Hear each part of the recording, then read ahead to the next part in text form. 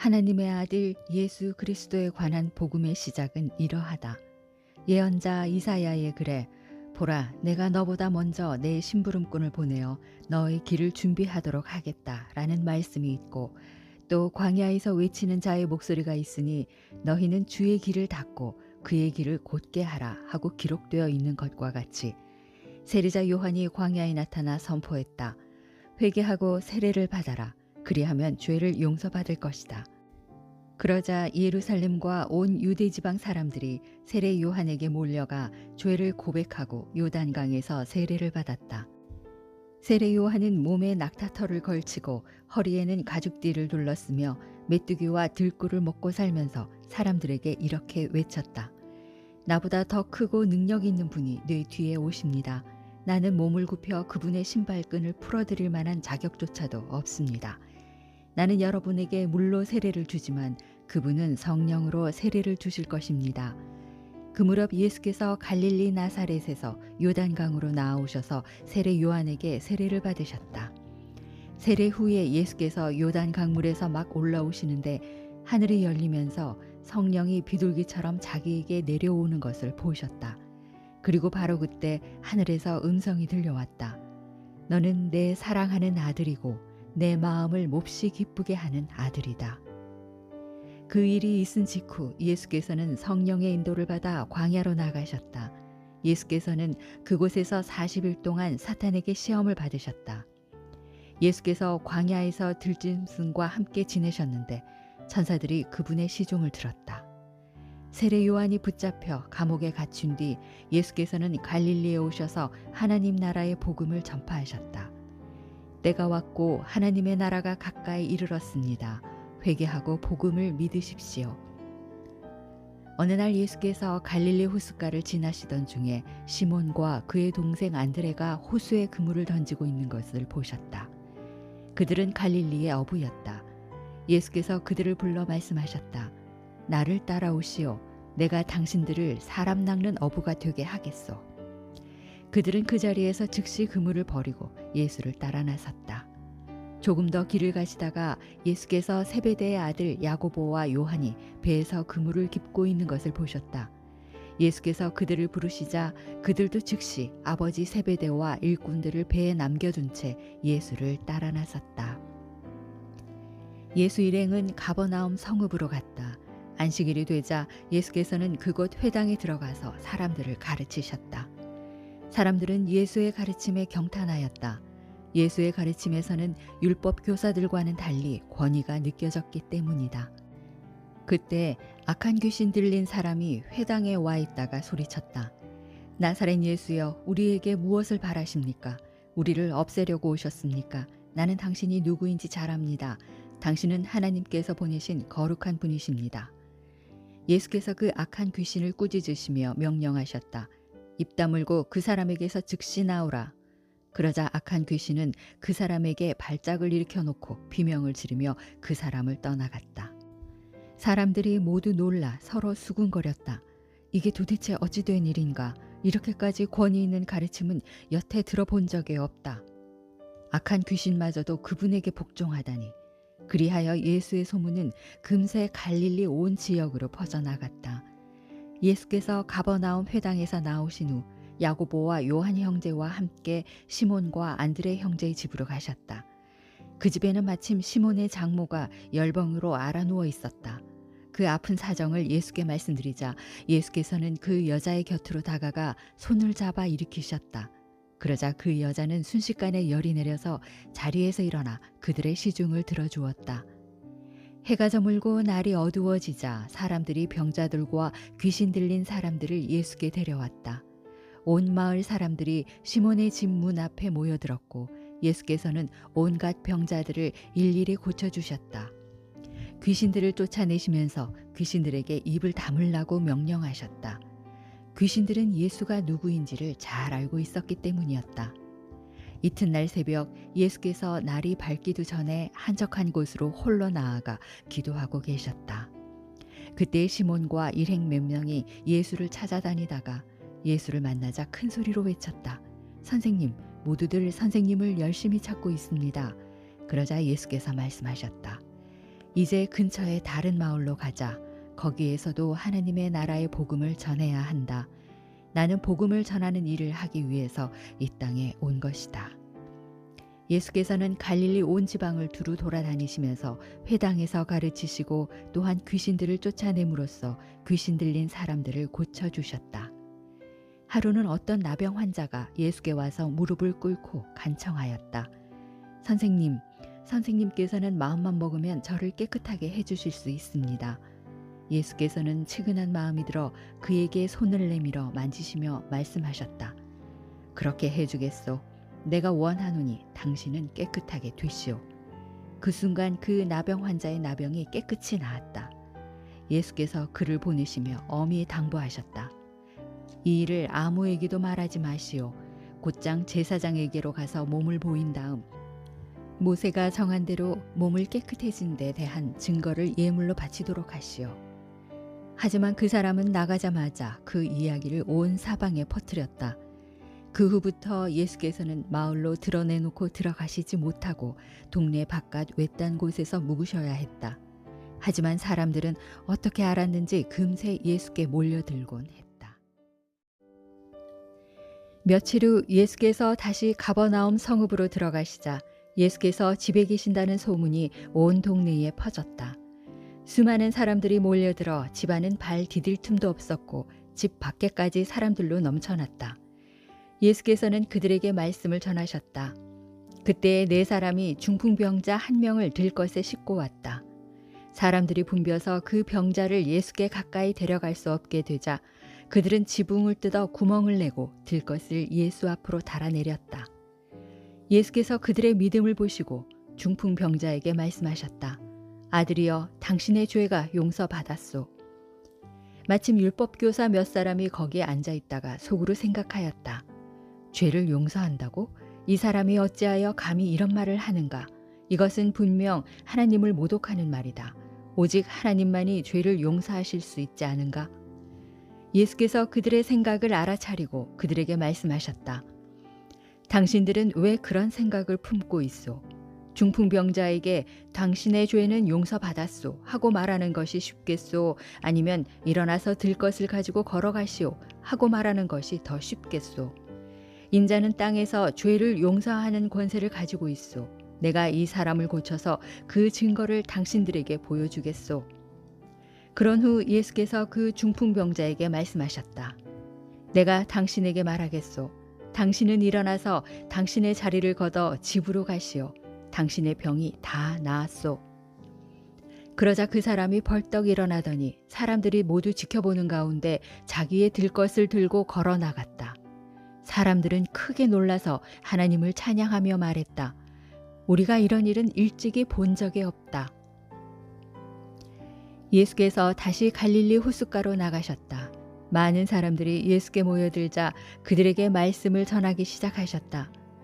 예수께서 길을 가시던 중 알페오의 아들 레위가 세관에 앉아 있는 것을 보시고 그에게 말씀하셨다. 나를 따르시오. 그러자 레위는 벌떡 일어나 예수를 따라 나섰다. 어느 날 예수께서 레위의 집에서 식사를 하셨다. 그 자리에는 제자들뿐만 아니라 예수를 따르는 세리와 죄인들도 많았다. 바리새파 사람들인 율법교사들이 예수께서 죄인들 및 세리들과 함께 어울려 식사를 하는 것을 보고는 예수의 제자들에게 물었다. 어째서 당신네 선생은 저런 인간들과 어울려 식사를 합니까? 예수께서 그 말을 들으시고 그들에게 말씀하셨다. 건강한 사람에게는 의사가 필요 없지만 병든 사람에게는 의사가 필요하오. 나는 의인을 부르러 온 것이 아니라 죄인을 부르러 이 땅에 왔소. 세례 요한의 제자들과 바리새파 사람들이 금식을 하고 있을 때였다. 몇몇 사람이 예수께 와서 물었다. 세례 요한의 제자들과 바리새파 사람들은 금식을 하는데 왜 선생님의 제자들은 금식을 하지 않는 것입니까? 예수께서 그들에게 대답하셨다. 결혼잔치에 참석한 신랑의 친구들이 신랑과 같이 있으면서 어떻게 금식을 하겠소? 신랑과 함께 있는 동안에는 금식을 할 수 없소. 그러나 신랑을 빼앗길 날이 올 터인데 그날에는 그들도 슬퍼하며 금식할 것이요. 낡은 옷에다 새 천조각을 대고 깁는 사람은 없는 법이요. 만일 그렇게 하면 새 천조각이 낡은 옷을 잡아당겨 이전보다 더 크게 찢어지지 않겠소. 또 새 포도주를 낡은 가죽 부대에 담는 사람도 없소. 만일 그렇게 하면 가죽 부대가 터져서 포도주도 버리고 부대도 버리게 되어 새 포도주는 새 부대에 담아야 하오. 어느 안식일에 예수께서 제자들과 함께 밀밭 사이를 지나가게 되었다. 제자들이 밀밭 사이로 지나가면서 밀 이삭을 잘라 먹자 바리새인 몇 사람이 예수께 말했다. 보십시오. 저 사람들은 안식일에 해서는 안 될 일을 하고 있습니다. 예수께서 그들에게 말씀하셨다. 당신들은 다윗과 그 일행이 먹을 것이 없어서 굶주렸을 때 다윗이 행한 일을 읽어보지 못했소. 당시 아비아달이 대제사장으로 있을 때 다윗은 하나님의 전에 들어가서 제사장 외에는 아무도 먹을 수 없는 빵, 곧 제단 위에 차려놓은 빵을 먹었고 그의 일행에게도 나누어 주지 않았소? 그러고서 예수께서는 그들에게 말씀하셨다. 안식일이 사람을 위해 만들어진 것이지 사람이 안식일을 위해 만들어진 것이 아니란 말이요. 그러므로 인자는 안식일에도 주인이요. 예수께서 다시 회당에 들어가셨을 때의 일이다. 그 회당에 한쪽 손이 오그라든 사람이 와 있었다. 예수를 고발할 구실을 찾고 있었던 몇몇 사람들은 그날이 안식일인데도 예수께서 그 사람을 고쳐줄 것인지 눈여겨 지켜보고 있었다. 예수께서 한쪽 손이 오그라든 사람에게 말씀하셨다. 일어나서 사람들 앞으로 나오시오. 그리고는 사람들을 향해 예수께서 물으셨다. 안식일에 착한 일을 하는 것이 옳습니까? 악한 일을 하는 것이 옳습니까? 사람을 살리는 것이 옳습니까? 죽이는 것이 옳습니까? 그러자 아무도 대답하는 사람이 없었다. 예수께서 크게 마음이 상하셔서 그들을 둘러보시고 그들의 마음이 완고한 것을 탄식하시면서 그 사람에게 말씀하셨다. 당신의 손을 펴시오. 그 사람이 손을 펴자 그의 손이 완전히 회복되었다. 그러자 바리새파 사람들은 그 길로 회당에서 나가 헤롯 당원들과 함께 어떻게 하면 예수를 죽일 것인지 음모를 꾸미기 시작했다. 예수께서 제자들과 함께 갈릴리 호숫가로 가시자 갈릴리 지방에서 많은 사람들이 따라왔다. 예수께서 행하신 일들이 널리 알려지자 유대와 예루살렘과 이두메와 요단강 건너편과 두로와 시돈 부근에서도 큰 무리가 예수께로 모여들었다. 예수께서는 몰려드는 군중을 피하시려고 제자들에게 작은 배 한 척을 준비하라고 이르셨다. 예수께서 많은 병자들을 고쳐주셨기 때문에 각양각색의 병으로 고생하는 사람들은 너도 나도 예수를 만지려고 우르르 몰려들곤 했다. 또 악한 귀신 들린 사람들은 예수를 보기만 하면 그 앞에 엎드려 소리를 질러댔다. 당신은 정녕 하나님의 아들입니다. 그러면 예수께서는 그들에게 자신이 누구인지 말하지 말라고 엄하게 꾸짖으셨다. 예수께서 산으로 올라가셔서 마음에 두었던 사람들을 부르셨다. 그들이 예수께 나아오자 예수께서 12사람을 따로 뽑아 그들을 사도로 지명하셨다. 이는 그들로 하여금 자신과 함께 있게 하시고 그들을 세상에 보내 말씀을 전파하게 하시며 또 귀신을 쫓아내는 권세도 주시려 함이었다. 이때 예수께서 따로 지명하여 뽑으신 12사람은 다음과 같다. 즉 예수께서 베드로라는 이름을 붙여주신 시몬, 천둥의 아들들이라고 부르셨던 세베대의 아들 야고보와 요한, 안드레, 빌립, 바돌로메, 마테, 도마, 알페오의 아들 야고보, 다데오, 열심당원 시몬, 그리고 나중에 예수를 배신한 가룟 유다가 바로 그들이었다. 예수께서 어떤 집으로 들어가시자 많은 사람들이 몰려들어 예수 일행은 식사를 할 겨를 조차 없었다. 예수의 가족들은 예수가 미쳤다는 소문을 듣고는 어떻게든 예수를 붙잡아 그를 집으로 데려가려고 하였다. 예루살렘에서 내려온 율법 교사들은 이렇게 떠들어댔다.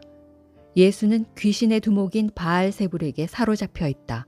그래서 예수는 귀신의 두목인 바알세불의 힘으로 귀신을 쫓아내는 것이다. 그러자 예수께서 그들을 불러놓고 비유로 설명해 주셨다. 사탄이 어떻게 사탄을 쫓아낼 수 있겠소? 한 나라가 갈라져서 서로 싸우면 그 나라는 지탱할 수 없소. 또 한 가정이 갈라져서 서로 싸우면 그 가정은 망하는 법이요. 마찬가지로 사탄이 사탄과 싸운다면 무슨 일이 벌어지겠소?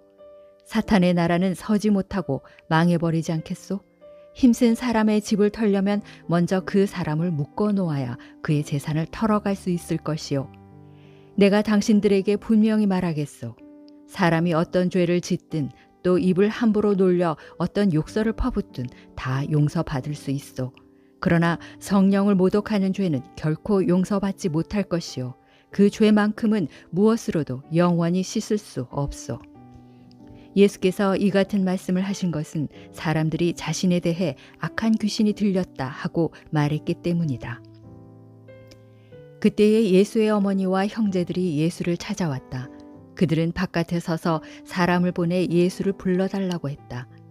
사람들이 예수를 애워싸고 있다가 예수께 말했다.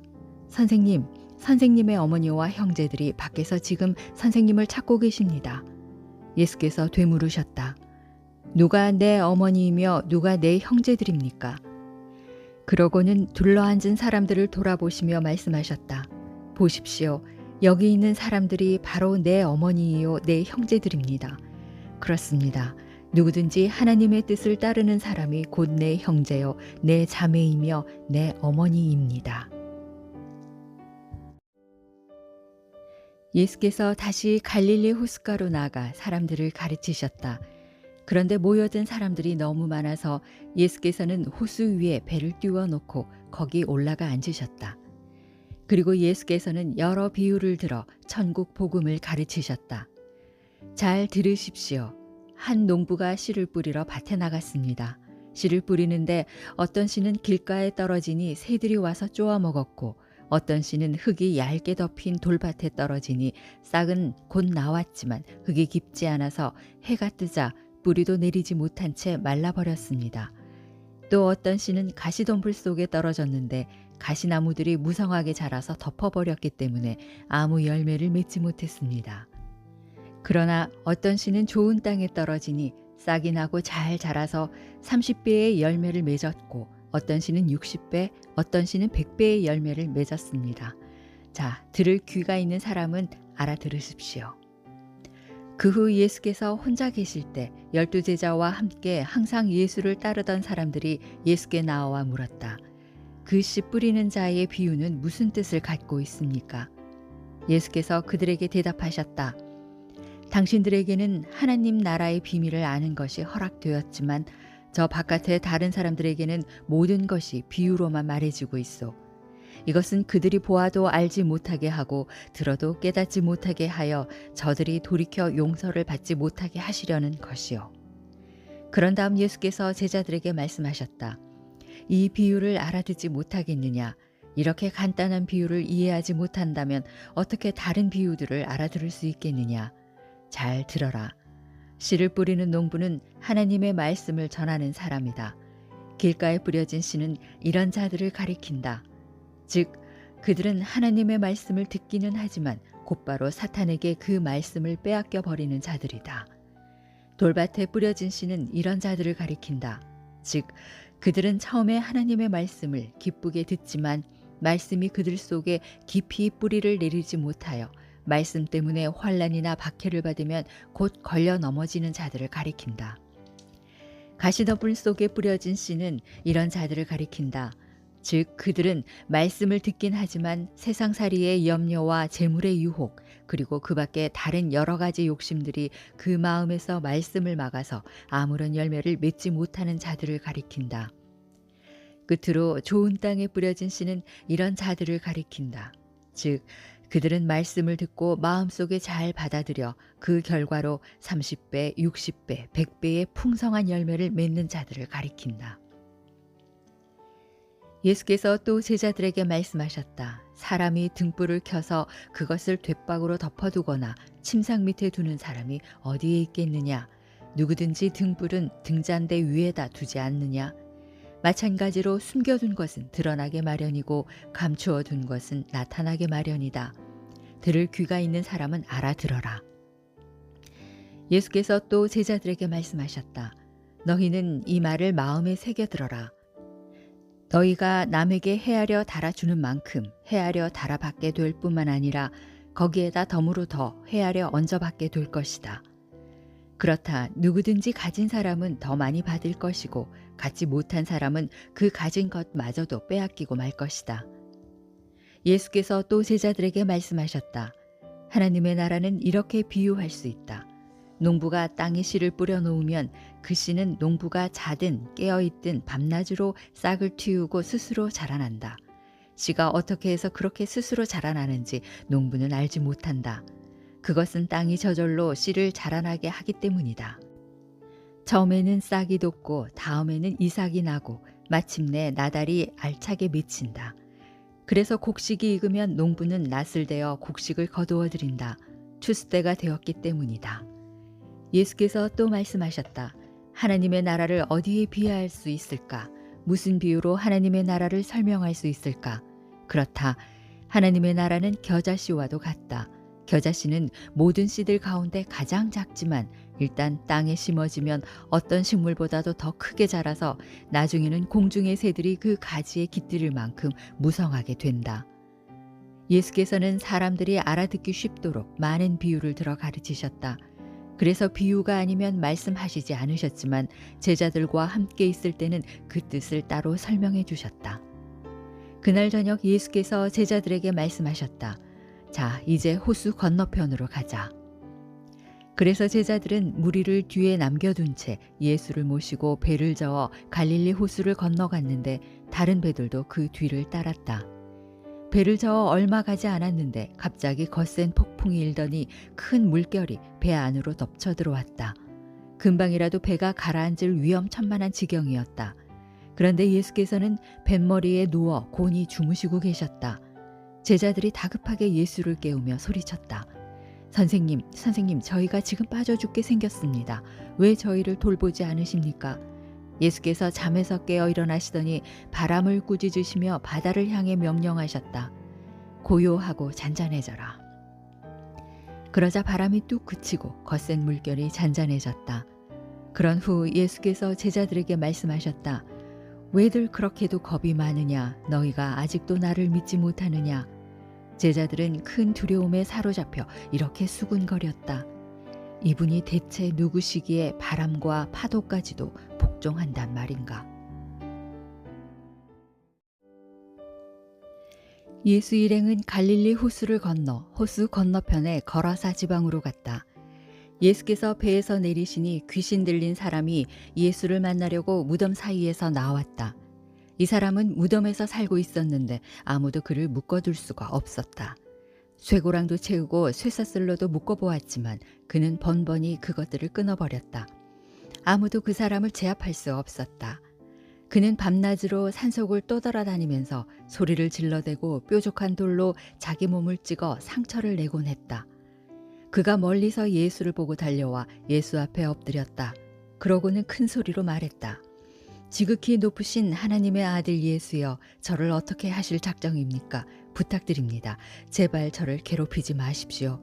그것은 예수께서 그 사람 속에 있는 귀신을 보고 이 악한 귀신아 그 사람에게서 나오라 하고 이미 명령하셨기 때문이었다. 예수께서 그에게 물으셨다. 네 이름이 무엇이냐? 그러자 귀신이 대답했다. 제 이름은 군대라고 합니다. 우리 수효가 엄청 많기 때문에 붙여진 이름입니다. 그러고는 자기들을 그 지역에서 쫓아내지 말아달라고 예수께 사정했다. 마침 그곳 산기슭에는 노아 기르는 큰 돼지떼가 있었다. 그것을 본 귀신들이 예수께 간청했다. 부디 저희를 저 돼지들에게 들어가도록 허락해 주십시오. 예수께서 허락하시자 악한 귀신들이 그 사람에게서 우르르 몰려나와 돼지들 속으로 들어갔다. 그러자 무려 2,000마리나 되는 돼지떼가 산비탈을 내리달려 호수에 빠져 죽었다. 그러자 돼지떼를 치던 사람들이 크게 놀라 읍내와 마을로 다니면서 이 일을 퍼뜨렸다. 마을 사람들은 무슨 일이 벌어진 것인지 궁금하여 그곳으로 몰려왔다. 그들은 귀신 들렸던 사람이 옷을 갖추어 입고 멀쩡하게 앉아있는 모습을 보고는 크게 놀라지 않을 수 없었다. 처음부터 사태를 지켜본 사람들이 모여든 마을 사람들에게 귀신 들린 사람과 돼지떼에게 일어난 일에 관해 말해주자 마을 사람들은 예수께 자기 지역을 떠나달라고 간청하기 시작했다. 그래서 예수께서 배에 오르시자 귀신 들렸던 사람이 자기도 예수를 따라가겠다고 애원했다. 그러나 예수께서는 허락하지 않으셨다. 안 돼요. 당신은 집으로 돌아가 주께서 당신에게 어떤 기적을 행하셨고 또 어떤 자비를 베풀어 주셨는지 당신의 이웃에게 전하도록 하시오. 그리하여 그 사람은 데가볼리 지역을 두루 돌아다니며 예수께서 자기에게 베푸신 위대한 일을 널리 전파하였다. 그리고 그 이야기를 듣는 사람마다 모두 크게 놀랐다. 예수께서 배를 타고 갈릴리 호수 건너편으로 다시 돌아오시자 큰 무리가 호숫가로 모여들었다. 그때 야이로라 불리는 회당장이 예수께 다가와 그 발 앞에 엎드려 절하면서 자신의 병든 어린 딸을 고쳐달라고 애원했다. 선생님, 제 딸이 다 죽게 되었습니다. 제발 저희 집에 오셔서 제 아이에게 손을 얹어 주십시오. 그러면 그 아이가 살아날 것입니다. 예수께서 그를 따라 나서시자 많은 무리가 함께 예수의 뒤를 따랐다. 그런데 무리 가운데는 12해 동안이나 비정상적인 자궁출혈로 오래 고생하던 혈루병 걸린 여자가 있었다. 그 여자는 많은 의사를 찾아다니며 온갖 치료를 받았으나 돈만 허비하였을 뿐 상태가 오히려 더 심해져 갔다. 그러던 중에 예수에 대한 소문을 듣고 무리 속에 끼어 예수를 계속 따라다니다가 마침내 뒤에서 예수의 옷에 손을 갖다 대었다. 그것은 그분의 옷에 손을 갖다 대기만 해도 병이 나을 것이다 라는 믿음이 있었기 때문이었다. 과연 그랬다. 그 여자가 예수의 옷자락에서 손을 갖다 대자마자 하열이 뚝 멈추면서 병이 나은 것을 분명히 느낄 수 있었다. 예수께서 자신에게서 능력이 나간 것을 즉시하시고 돌아서서 물으셨다. 누가 내 옷에 손을 갖다 대었소? 제자들이 예수께 대답했다. 이렇게 많은 사람들이 사방에서 밀치는데 누가 선생님께 손을 갖다 대는지 어떻게 알 수가 있겠습니까? 하지만 예수께서는 자기 옷에 손을 갖다 댄 사람을 찾으려고 계속 주위를 둘러보셨다.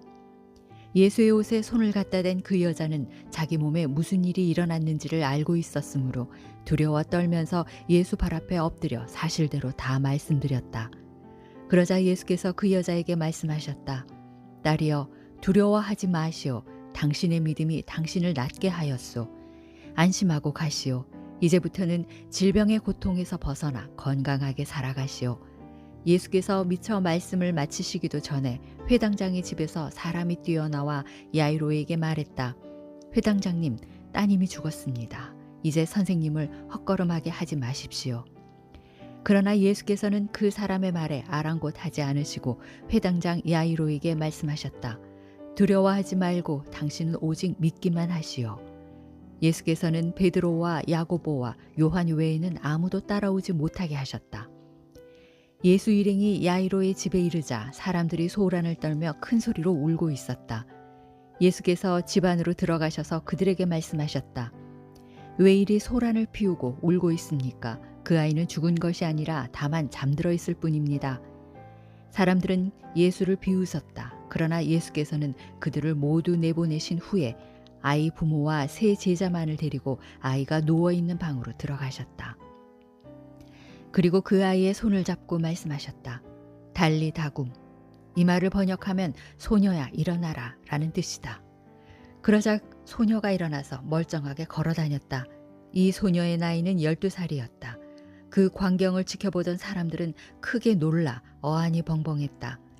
예수께서는 이 일을 아무에게도 알리지 말라고 그들에게 엄히 이르신 뒤 소녀에게 먹을 것을 갖다 주라고 말씀하셨다. 예수께서 거기를 떠나 제자들과 함께 고향 나사렛으로 가셨다. 안식일이 되어 예수께서 그곳 회당에서 가르치기 시작하셨다.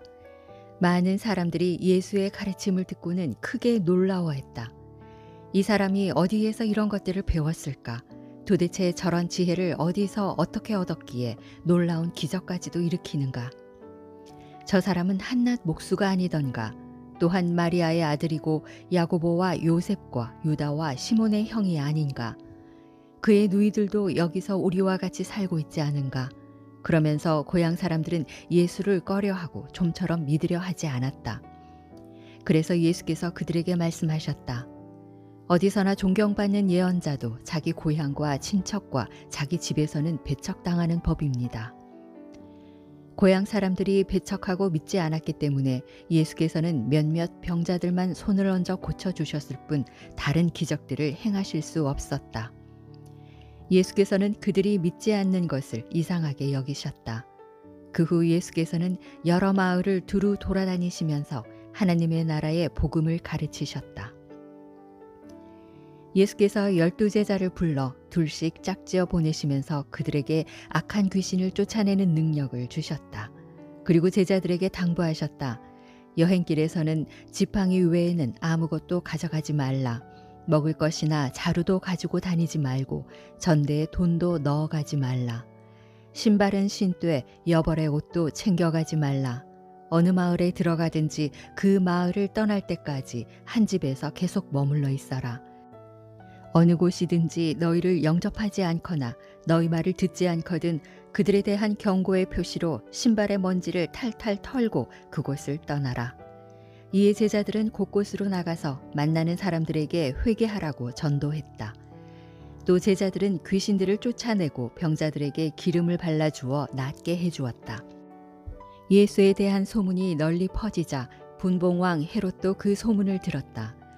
어떤 이들은 세례 요한이 다시 살아나서 돌아온 것이 틀림없다. 그래서 그 사람이 그런 기적들을 행할 수 있는 것이다 라고 말하고 다녔고, 또 어떤 이들은 그 사람은 예언자 엘리야다 라고 말하였다. 또 더러는 그 사람은 옛 예언자들 가운데 한 사람과 같다 라고 말하였다. 이 같은 소문을 들은 헤롯은 그 사람은 내가 목을 벤 그 세례 요한이 다시 살아난 것임에 틀림없다 라고 말하였다. 일전에 헤롯은 세례 요한을 붙잡아 오게 한 뒤 감옥에 가둔 일이 있었다. 그것은 헤롯이 자기 동생인 빌립의 아내 헤로디아를 자기 아내로 삼자 세례 요한이 헤롯에게 그 일은 잘못된 일이요 하면서 입바른 말을 해왔기 때문이었다. 그래서 헤로디아는 세례 요한에게 앙심을 품고 그를 죽이려고 했지만 뜻을 이루지 못하고 있었다. 그것은 헤롯이 세례 요한을 의롭고 거룩한 사람으로 알아 그를 두려워하여 은근히 보호해주고 있었기 때문이었다. 헤롯은 자기에 대한 세례 요한의 비난이 몹시 괴로웠지만 마음 깊은 곳에서는 그의 충고를 달게 받아들이고 있었던 것이다. 그러던 중 헤로디아에게 좋은 기회가 찾아왔다. 헤롯이 자기 생일을 맞아 고관들과 천부장들과 갈릴리 지역의 유지들을 모두 초청하여 큰 잔치를 베풀었다. 그 자리에 헤로디아의 딸이 나와서 춤을 추어 헤롯과 손님들을 기쁘게 해주었다. 그러자 헤롯이 그 소녀에게 말하기를 내 소원이 무엇이냐 무엇이든 말해보아라. 나라의 절반이라도 원한다면 내가 떼어주겠다 라고 공개적으로 약속했다. 그 소녀는 바깥으로 나가서 자기 어머니 헤로디아에게 무엇을 달라고 하면 좋겠느냐고 물었다. 그러자 헤로디아는 세례 요한의 머리를 달라고 하라고 시켰다. 소녀는 급히 왕에게로 돌아와 어머니가 시킨 대로 요청하였다. 지금 즉시 세례 요한의 머리를 쟁반에 담아서 제게 주세요. 그 말을 듣고 왕은 마음이 심히 괴로웠다. 하지만 많은 사람들 앞에서 공개적으로 행한 약속인지라 소녀의 요청을 안 들어줄 수도 없었다. 결국 헤롯은 세례 요한의 목을 베어 오라고 명령했다. 그러자 경비병이 감옥에 가서 세례 요한을 죽인 후 그의 목을 쟁반에 담아서 소녀에게 주자 소녀는 그것을 자기 어머니에게 갖다 주었다. 세례 요한의 제자들이 이 소식을 듣고 달려와서 스승의 시체를 거두어다 장례를 치렀다. 사도들이 전도 여행에서 돌아와서 자기들이 행한 일과 가르친 것들을 낱낱이 예수께 말씀드렸다. 그때에 예수께서 사도들에게 말씀하셨다. 여기를 떠나 잠시 한적한 곳에 가서 쉬도록 하자. 그것은 찾아오는 사람들이 너무도 많아서 예수와 제자들이 식사조차 제대로 할 겨를이 없었기 때문이었다. 예수와 제자들은 배를 타고 한적한 곳으로 향해 떠났다. 그러나 예수 일행이 떠나는 것을 본 많은 사람들이 그것을 알고는 온 마을에서 달려나와 육로를 이용하여 그들보다도 먼저 그곳에 도착해 있었다. 배에서 내린 예수께서는 많은 군중이 모여 있는 것을 보시고 그들을 목자 없는 양처럼 불쌍히 여기셔서 여러 가지로 많은 가르침을 베풀기 시작하셨다. 날이 저물어 가자 제자들이 예수께 와서 말하였다. 선생님, 이곳은 외딴 곳이고 또 시간도 너무 늦었습니다. 그러니 사람들을 근처 마을이나 농가로 보내 저마다 음식을 사 먹도록 하는 것이 좋겠습니다. 그러자 예수께서 제자들에게 말씀하셨다. 아니다. 너희가 그들에게 먹을 것을 주어라. 그러자 제자들이 당황하며 대답했다. 무엇을 가지고 그들을 먹인단 말입니까? 이 많은 사람들이 먹을 만큼 사오려면 좋기 200데나리온은 있어야 합니다. 예수께서 제자들에게 물으셨다. 지금 가지고 있는 음식이 얼마나 되느냐? 가서 알아보아라. 제자들이 알아본 후 돌아와서 예수께 보고하였다. 빵 5덩이와 물고기 2마리가 전부입니다. 그 말을 듣고 예수께서 많은 무리에게 명하여 모두 때를 지어 앉으라고 했다. 그래서 사람들은 50명씩 100명씩 때를 지어 풀밭에 앉았다. 예수께서 빵 5덩이와 물고기 2마리를 손에 들고 하늘을 우러러 감사기도를 드리신 후에 빵을 여러 조각으로 나누어 물고기와 함께 제자들에게 주시며 그것을 사람들에게 나누어 주라고 말씀하셨다. 사람들은 모두 배불리 먹었다. 제자들이 먹고 남은 빵덩이와 물고기를 주워 모으니 12광주리에 가득 찼다. 그날 빵을 먹은 사람은 남자 어른만도 무려 5,000명이나 되었다. 바로 그 직후 예수께서는 제자들을 재촉하여 배를 타고 먼저 갈릴리 호수 건너편에 벳세다로 가게 하신 뒤 혼자 남아서 사람들을 집으로 돌려보내셨다. 사람들을 모두 돌려보내신 다음 예수께서는 기도하러 따로 산에 올라가셨다. 밤이 되자 제자들이 탄 배는 호수 가운데에 나아가 있었고 예수께서는 혼자 무태에 계셨다. 그런데 갑작스럽게 바람의 방향이 바뀌어 배에 거슬러서 불어오자 제자들은 노를 젓기가 몹시 힘들어졌다. 이것을 보신 예수께서는 이른 새벽에 물 위를 걸어 제자들에게 가셨다. 예수께서는 제자들을 그냥 지나치시려고 했지만 제자들이 물 위를 걷는 예수를 보고 유령인 줄 알고 비명을 질렀다. 그러자 예수께서 즉시 제자들에게 말씀하셨다. 안심하라, 나다. 두려워하지 말아라. 예수께서 제자들이 탄 배에 오르시자 바람이 뚝 그쳤다. 제자들은 놀라서 어쩔 줄을 몰랐다. 제자들은 예수께서 빵을 먹이신 놀라운 기적을 보고서도 마음이 무뎌져서 아직도 예수가 어떤 분인지를 깨닫지 못하고 있었다. 예수 일행은 갈릴리 호수를 건너 게네사렛 땅에다 배를 댔다. 그들이 배에서 내리자 그곳 사람들이 즉시 예수인 줄을 알아보고는 인근 마을로 뛰어다니며 예수께서 오셨다는 소식을 널리 알렸다. 그래서 예수께서 어디에 계시든 사람들은 병자들을 들것에 누인 채 예수께로 데려왔다. 마을이든 읍내든 농촌이든 예수께서 가시는 곳이면 어디든지 사람들이 병자들을 장터에 데려다 놓고 예수의 옷자락만이라도 만지게 해달라고 간청했다. 그렇게 해서 예수를 만진 사람은 모두 나았다. 예루살렘에서 내려온 바리새파 사람들과 율법 교사들 몇 명이 예수 주변에 모여 있다가 예수의 제자들 가운데 몇 사람이 씻지 않은 손, 곧 부정한 손으로 음식 먹는 것을 보았다. 예로부터 바리새파 사람들뿐만 아니라 모든 유대 사람들은 장로들의 전통에 따라 손을 깨끗이 씻는 정결 의식을 거친 뒤에야 음식을 먹는 관습이 있었다. 또 시장에서 돌아왔을 때에도 몸을 깨끗이 씻은 다음에야 음식에 손을 댈 수 있었다. 그 외에도 단지나 잔이나 놋그릇을 씻는 정결 의식 등 지켜야 할 것들이 아주 많았다. 바리새파 사람들과 율법 교사들이 예수께 물었다. 당신의 제자들은 왜 장로들의 전통을 따르지 않고 씻지 않은 더러운 손으로 음식을 먹는 것이요? 예수께서 그들에게 대답하셨다.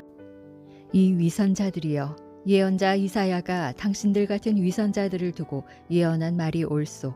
곧 이 백성이 입으로는 나를 섬긴다고 하면서도 마음은 내게서 아주 멀리 떠나 있다. 거짓된 마음으로 예배를 드리고 사람이 제멋대로 만든 규칙만을 가르치고 있다. 이와 같이 당신들도 하나님의 계명은 버려둔 채 사람들이 만든 전통만을 고집하고 있어. 이어서 또 말씀하셨다. 당신들은 당신들이 만든 전통을 지킨답시고 하나님의 계명은 잘도 제쳐놓고 있어. 모세는 말하기를 내 부모를 공경하라 하였고 또 어머니나 아버지를 욕하는 자는 반드시 죽여야 한다라고 하였소. 그런데 당신들은 부모님께 드리려던 것이 고르반, 즉 하나님께 바치는 예물이 되었습니다 하고 부모님에게 말하기만 하면 다 되는 줄로 알고 있소. 이처럼 하나님을 핑계로 당신들은 부모님에게 아무것도 해드리지 않기 일쑤요. 대대로 이어지는 사람의 전통을 지킨답시고 당신들은 하나님의 말씀을 예사로 어기고 있소. 이런 일들이 당신들에게 너무나 많소. 예수께서 군중을 다시 불러 모아 말씀하셨다. 여러분은 모두 내 말을 새겨 들으십시오. 무엇이든 밖에서 여러분 몸 안으로 들어가는 것들이 여러분을 더럽히는 것이 아닙니다. 다만 사람에게서 나오는 것들이 여러분을 더럽힙니다. 들을 귀가 있는 사람은 들으십시오. 예수께서 사람들을 떠나 집으로 들어가시자 제자들이 그 말씀의 뜻이 무엇인지 물어보았다. 예수께서 제자들에게 말씀하셨다. 너희도 알아듣지 못하였느냐? 몸 밖에서 사람의 몸속으로 들어가는 것들이 너희를 더럽게 하는 것이 아니라는 것을 아직도 알지 못하느냐? 보아라. 음식은 마음속으로 들어가는 것이 아니고 뱃속으로 들어가므로 배설해 버리면 그만이다. 이런 말씀을 하심으로써 예수께서는 모든 음식은 다 깨끗하다고 가르치셨다. 그리고 예수께서 덧붙여 말씀하셨다. 그러나 사람에게서 나오는 것들은 참으로 그 사람을 더럽힌다. 보아라, 악한 생각들은 모두 사람의 마음에서 나오지 않느냐. 곧 음행과 도둑질과 살인과 간음과 탐욕과 악의와 사기와 방탕과 시기와 비방과 교만과 어리석음 등등이다. 이 모든 악한 것들이 마음속에서 나와서 사람을 더럽힌다. 예수께서 갈릴리를 떠나 두로와 시돈 지방으로 가셨다. 그곳에 어느 집으로 들어가신 뒤 누구에게도 알리지 않으려고 하셨지만 도저히 그럴 수가 없었다. 예수께서 오셨다는 소문이 금방 온 사방으로 퍼져나갔기 때문이다. 예수의 소문을 듣자마자 즉시 달려와서 예수의 발 앞에 엎드린 여자가 있었다. 그녀는 악한 귀신 들린 딸을 둔 여자였다. 그 여자는 자기 딸에게서 귀신을 쫓아내 달라고 예수께 애원했다. 그 여자는 헬라 사람으로서 수로보닉의 태생이었다. 예수께서 그 여자에게 말씀하셨다. 나는 내 자녀들부터 먹여야 하오. 자녀들이 먹을 음식을 개에게 던져주는 것은 옳지 않소. 그 여자가 대답했다. 주님, 옳은 말씀입니다. 하지만 식탁 밑에 있는 개들도 자녀들이 흘린 부스러기는 얻어먹지 않습니까? 그러자 예수께서 말씀하셨다. 그렇게 말하다니 참으로 놀랍소. 자, 어서 돌아가 보시오. 귀신이 벌써 당신의 딸에게서 나갔소. 그 여자가 집에 돌아가 보니 귀신은 이미 떠나가 버렸고 딸아이는 조용히 침대에 누워 있었다. 예수께서 두로 지방을 떠나 시돈에 가셨다가 데가볼리 지방을 거쳐 갈릴리 호수로 돌아오셨다. 그때 사람들이 귀먹고 말 더듬는 사람을 예수께 데려와서는 그에게 손을 얹어 달라고 간청했다. 예수께서 그 사람을 따로 불러내어 손가락을 그의 양쪽 귀에 넣으셨다. 그런 다음 손가락에 침을 발라 그의 혀에 대셨다. 그러고는 하늘을 우러러 탄식하시며 에바다 하고 명령하셨다. 그 말은 열려라 라는 뜻이다. 그러자 그 사람의 귀가 즉시 열리고 또 혀가 풀려서 완전히 듣고 말할 수 있게 되었다. 예수께서 군중에게 이 일을 아무에게도 말하지 말라고 당부하셨지만 그럴수록 사람들은 더욱 널리 소문을 퍼뜨렸다. 사람들은 몹시 놀라 경탄하며 말했다. 세상에 귀머거리를 듣게 하고 벙어리를 말하게 하시다니 정말로 그분은 못하시는 일이 없다. 그 무렵 또다시 많은 무리가 모여 있었을 때 먹을 것이 없었다. 그러자 예수께서 제자들을 불러 말씀하셨다. 이 많은 사람들이 벌써 사흘 동안이나 나와 함께 지내는데 먹을 것이 없어 안 됐구나. 저들을 배를 굶긴 채 집으로 돌려보낸다면 가다가 길에서 쓰러질 사람도 있을 것이다. 저들 중에는 아주 멀리서 온 사람들도 있다. 제자들이 예수께 대답했다. 그렇지만 이렇게 외딴 곳에서 어떻게 저 많은 사람들을 먹일 양식을 구할 수 있겠습니까? 예수께서 물으셨다. 너희에게 빵이 몇 덩이나 남아 있느냐? 제자들이 대답했다. 7덩이 뿐입니다. 예수께서 사람들을 땅에 앉게 하시고 빵 7덩이를 손에 드신 채 하나님께 감사 기도를 드린 후 그것을 떼어 제자들에게 주시면서 사람들에게도 골고루 나누어 주라고 하셨다.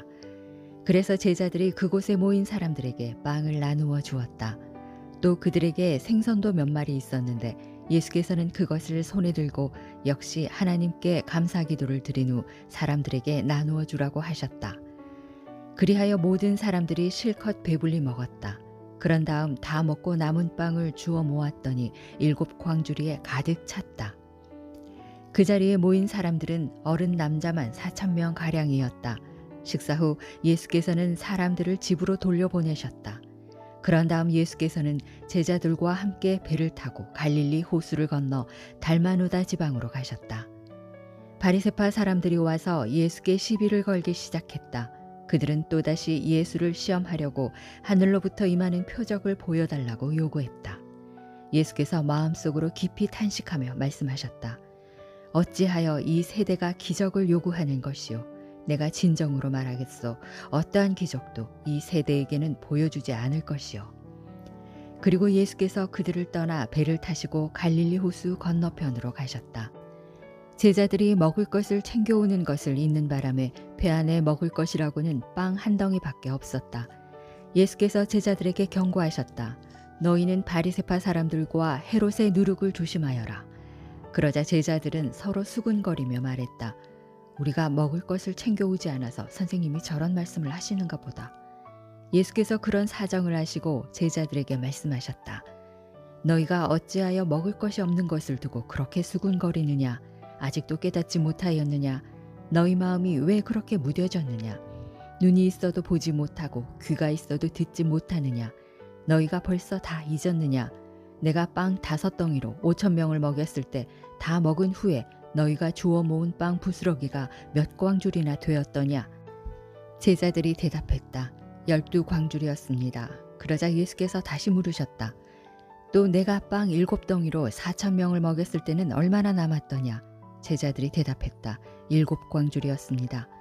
예수께서 제자들에게 말씀하셨다. 그런데도 너희가 아직도 깨닫지 못한단 말이냐? 예수 일행이 벳세다 마을에 이르렀을 때 몇몇 사람들이 맹인을 데리고 와서 예수께 만져달라고 간청했다. 예수께서 그 맹인의 손을 붙잡고 마을 밖으로 나가 그의 두 눈에 침을 바르고 손을 얹으셨다. 그러고는 물으셨다. 무엇이 보이요? 그 맹인이 고개를 들어 대답했다.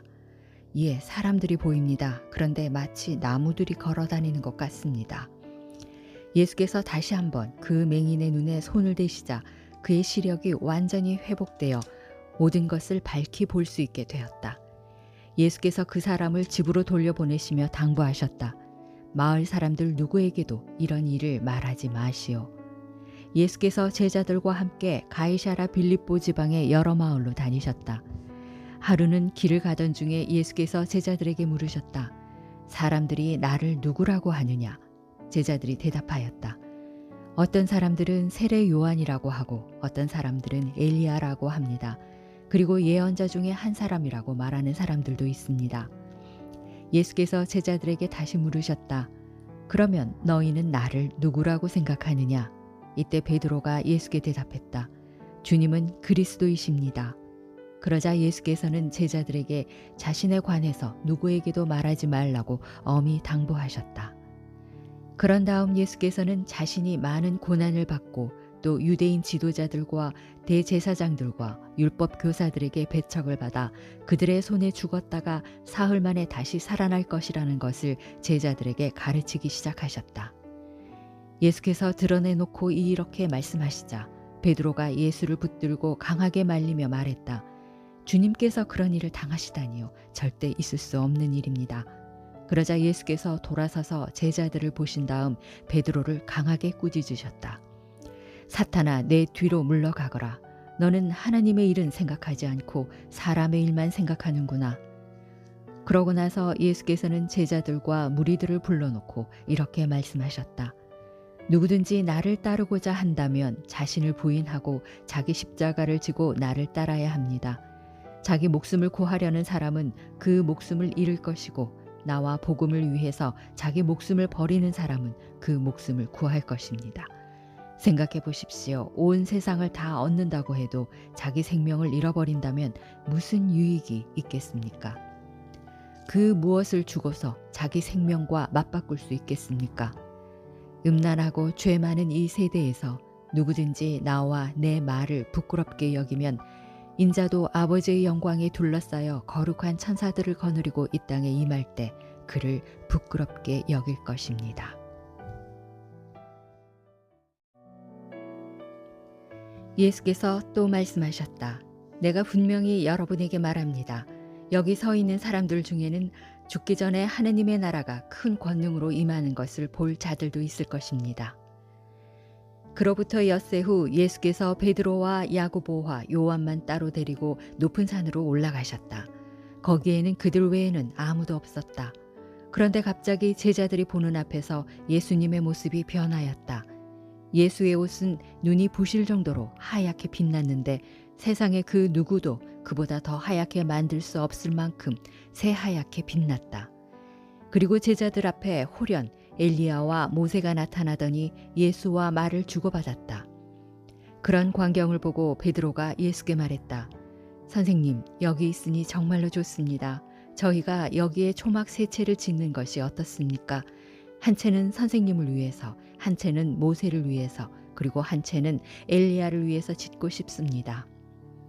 베드로는 정신이 하나도 없어서 자신이 무슨 말을 하고 있는지도 몰랐다. 다른 두 제자들도 큰 두려움에 사로잡혀 있었다. 그때 구름이 몰려와 그들을 덮더니 구름 속에서 소리가 들려왔다. 이는 내가 사랑하는 내 아들이다. 그러니 너희는 그의 말을 들어라. 제자들이 문득 주위를 둘러보니 모세와 엘리야는 온데간데 없고 오직 예수만이 자신들 곁에 서 계셨다. 일행이 산에서 내려올 때 예수께서 세 제자에게 당부하셨다. 인자가 죽었다가 다시 살아날 때까지는 지금 본 것을 아무에게도 말하지 말아라. 세 제자들은 이 일을 마음에 담아두었다. 그러나 자기들끼리는 죽었다가 다시 살아난다는 예수님의 그 말을 무엇 뜻하는 것인지에 대해 서로 의견을 주고받았다. 그러다가 제자들이 예수께 물었다. 선생님, 율법 교사들은 어찌하여 엘리야가 먼저 와야 한다고 말합니까? 예수께서 대답하셨다. 확실히 엘리야가 먼저 와서 모든 것을 회복시킨다. 그런데 성경에는 또 인자가 많은 고난을 당하며 멸시받을 것이라고 기록되어 있는데 그건 어찌 된 일이냐? 그러므로 내가 너희에게 말한다. 엘리야는 이미 왔다. 그렇지만 그를 두고 성경에 기록된 대로 사람들은 그를 자기들 마음대로 함부로 대했다. 예수 일행이 산 아래로 내려와 보니 거기에 남아 있었던 다른 제자들이 군중들에게 애워싸인 채 율법 교사들과 논쟁을 하고 있었다. 사람들이 예수를 보자마자 모두들 몹시 놀라 달려와 인사를 했다. 예수께서 그들에게 물으셨다. 무엇을 두고 이렇게 논쟁을 하고 있었습니까? 무리 가운데 한 사람이 나서서 예수께 대답했다. 선생님, 제가 선생님께 보이려고 제 아들을 데려왔습니다. 그 아이는 귀신 들려 말을 못합니다. 게다가 발작이 일어나면 땅바닥에 넘어져 뒹굽니다. 거품을 내뿜고 이를 갈며 몸이 뻣뻣해집니다. 그래서 선생님의 제자들에게 귀신을 쫓아내달라고 간청했지만 그들은 쫓아내지 못했습니다. 그 말을 듣고 예수께서 말씀하셨다. 이 믿음 없는 세대여, 내가 얼마나 오래 당신들과 함께 있어야 하겠소? 언제까지 당신들에 대해 참아야 하겠소? 그 아이를 당장 내게로 데려오시오. 사람들이 그 아이를 예수께 데려왔다. 그동안 아이를 사로잡고 있던 귀신은 예수를 보자마자 아이에게 심한 발작을 일으켰다. 아이는 땅에 넘어져 거품을 흘리며 뒹굴었다. 예수께서 아이의 아버지에게 물으셨다. 이 아이가 이렇게 된 지는 얼마나 되었소? 아이 아버지가 대답했다. 어릴 때부터입니다. 한번 발작이 일어나면 아이는 불속이나 물속으로 마구 뛰어들어 죽을 고비도 아주 많이 넘겼습니다. 그러니 선생님께서 하실 수만 있다면 저희에게 자비를 베풀어 주십시오. 예수께서 그에게 말씀하셨다. 보시오, 하실 수만 있다면 이라니 그게 무슨 말이오? 믿는 자에게는 모든 일이 다 가능하오. 그러자 아이 아버지가 즉시 큰 소리로 말했다. 제가 믿습니다. 믿음이 부족한 저를 도와주십시오. 예수께서 사람들이 점점 몰려드는 것을 보시고 악한 귀신을 꾸짖으셨다. 말 못하게 하고 듣지 못하게 하는 귀신아, 내가 네게 명령한다. 그 아이에게서 당장 나와 다시는 들어가지 말라. 그러자 귀신은 큰 소리를 지르며 아이에게 심한 발작을 한번 일으키더니 아이의 몸에서 곧장 빠져나갔다. 아이는 쓰러진 채로 죽은 듯이 누워 있었다. 그 모습을 보고 많은 사람들이 쯧쯧 아이가 죽었네 라고 말했다.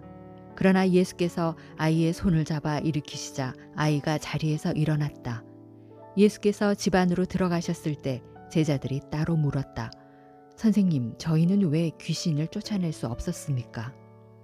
예수께서 제자들에게 대답하셨다. 이런 부류의 귀신은 오직 기도로서만 쫓아낼 수 있다.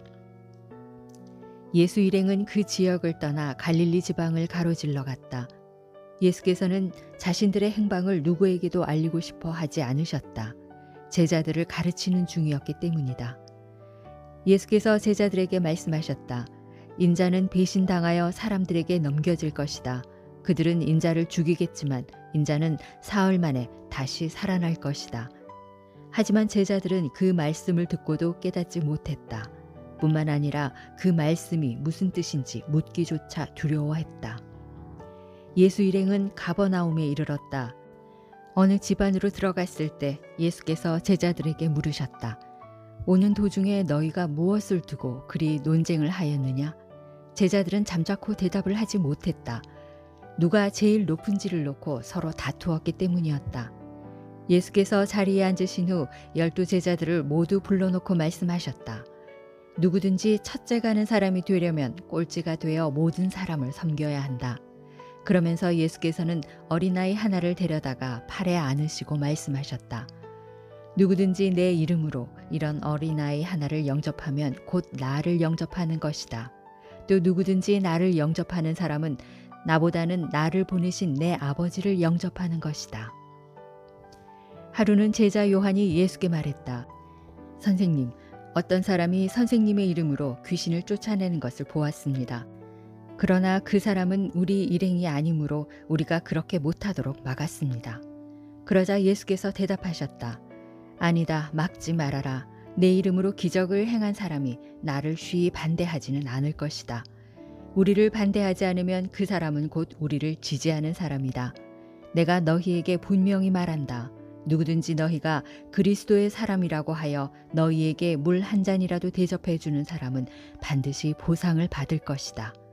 그러나 나를 믿는 보잘것없는 사람 가운데 하나라도 죄를 짓게 하는 사람은 차라리 자기 목에 큰 맷돌을 달고 바다에 빠지는 편이 더 낫다. 내 손이 너로 하여금 죄를 짓게 하거든 차라리 그 손을 찍어버려라. 그렇게 하는 편이 멀쩡한 2 손을 가지고 영원히 꺼지지 않는 지옥불 속에 던져지는 것보다 더 낫다.